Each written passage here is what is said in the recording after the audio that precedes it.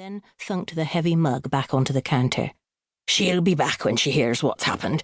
Any day that fancy carriage of hers will come rattling down the road, spraying mud on all us common folk as she comes to claim her own."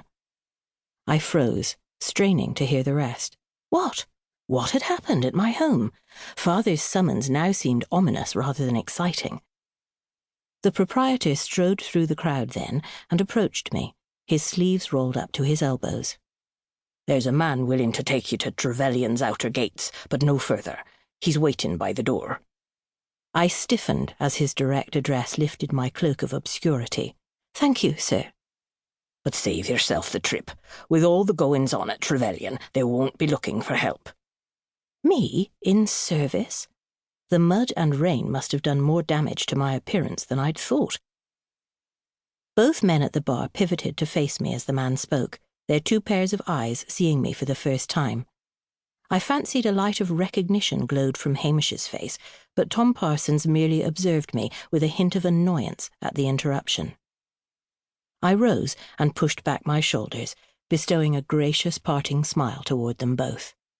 "Good evening, gentlemen." I moved past them, holding my breath as I squeezed between the tightly packed patrons, and then turned back. "You are most correct, by the way. The fortune does exist. I'll warn you, though, it's guarded by the princess of the castle, and I suggest that you do not underestimate her." With a polite smile, I turned again toward the door and sailed through the crowds. Outside, rain poured off the metal roof of the porch, creating a curtain between me and the waiting cart. I ducked and ran to the vehicle, where a man hoisted me into the dark chamber and slammed the door behind me.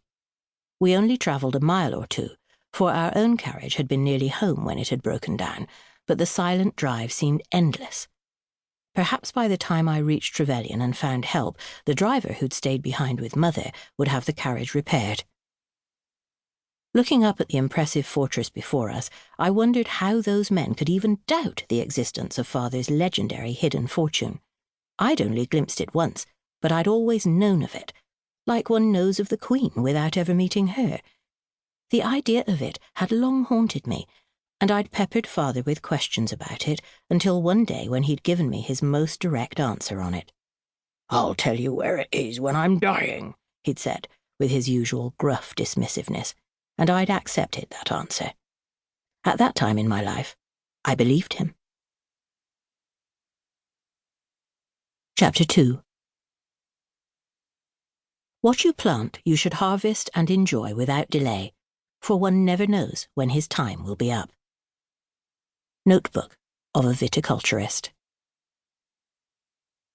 Disembarking at the gates, I sprinted toward an abandoned barn and huddled under the eaves to wring out the ends of my sopping wet cloak and peer up at my destination. Trevelyan Castle's 3 towers sliced upwards through the curtain of smoggy rain, rising from the grey hills that embraced it, and I deeply dreaded what I should find there.